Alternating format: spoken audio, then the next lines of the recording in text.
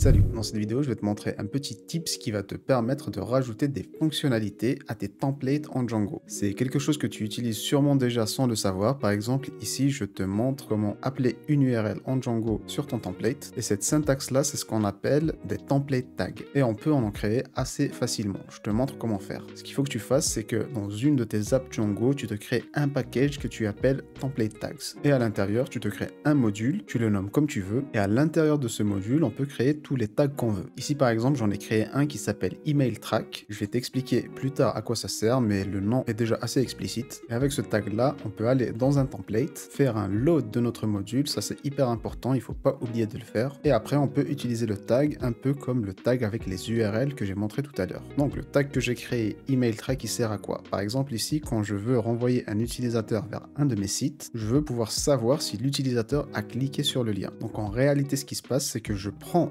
l'URL vers laquelle je veux la renvoyer et dans mon tag je construis une nouvelle URL qui elle renvoie vers un autre de mes sites dans lequel je peux faire toutes les actions nécessaires puis renvoyer l'utilisateur vers l'autre site. Donc c'est hyper pratique, c'est comme si on appelait des fonctions directement dans le template. Maintenant je vais te montrer un exemple de comment le tout fonctionne. Je vais créer une nouvelle vue que je vais appeler démo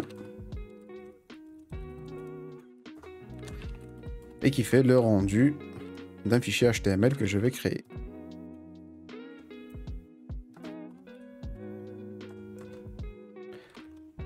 Demo.html. Je vais rajouter le fichier HTML ici.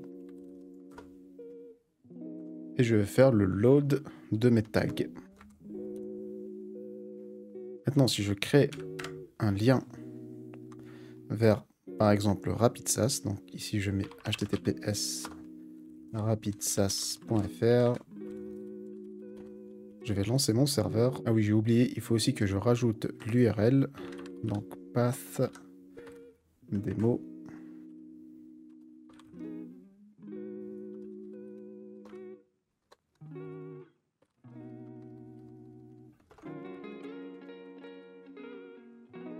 Là, si je me rends sur la page que je viens de créer, on voit bien que RapidSas, en bas à gauche, on renvoie directement vers le site de RapidSas. Alors que si j'utilise le tag email track et que je mets le site de RapidSas, je vais mettre un identifiant bidon.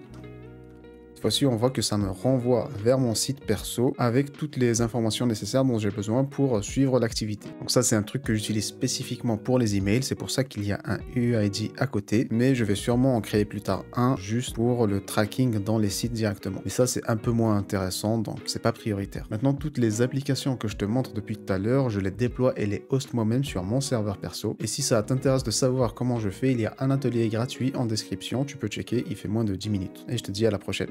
Salut!